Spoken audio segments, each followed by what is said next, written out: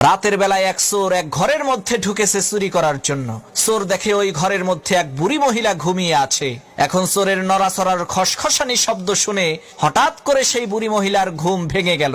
চোর কয়, সর্বনাশ, ধরা বুঝি পড়েই গেলাম, এখন কি করি? এমন সময় সেই বুড়ি মহিলা সেই চোরকে বলল, বাবা, তোমাকে তো দেখে মনে হচ্ছে তুমি খুবই সম্ভ্রান্ত পরিবারের সন্তান, মনে হয় বড় কোনো বিপদে পড়ে এই চুরির পেশাকেই বেছে নিয়েছো।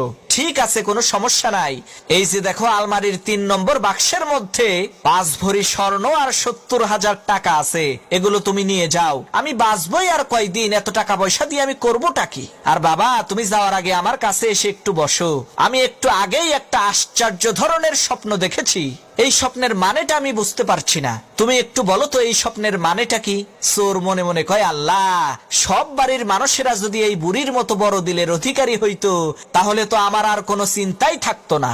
এদিকে সেই বুড়ি মহিলা তার স্বপ্নের কথা সেই চোরকে বলতে আরম্ভ করলো। সে, বাবা, আমি দেখলাম বিশাল বড় একটি মরুভূমির মধ্যে আমি হারিয়ে গেছি। এমন সময় একটা ঈগল পাখি এসে জোরে জোরে ৩ বার বলল, জামাল, জামাল, জামাল। এরপরে সেই ঈগল পাখিটি চলে গেল। বাবা, বলো তো এর মানে কি?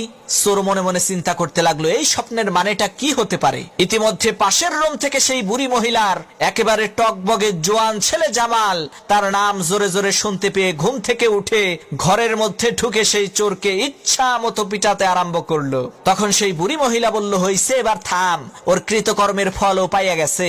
তখন সেই চোর বলল, না ভাই, থাইমো না, আমারে আরো মারো, যাতে ভবিষ্যতে আমার মনে থাকে শালার আমি একটা চোর, স্বপ্নের ব্যাখ্যা করার কোনো জ্যোতিষী না।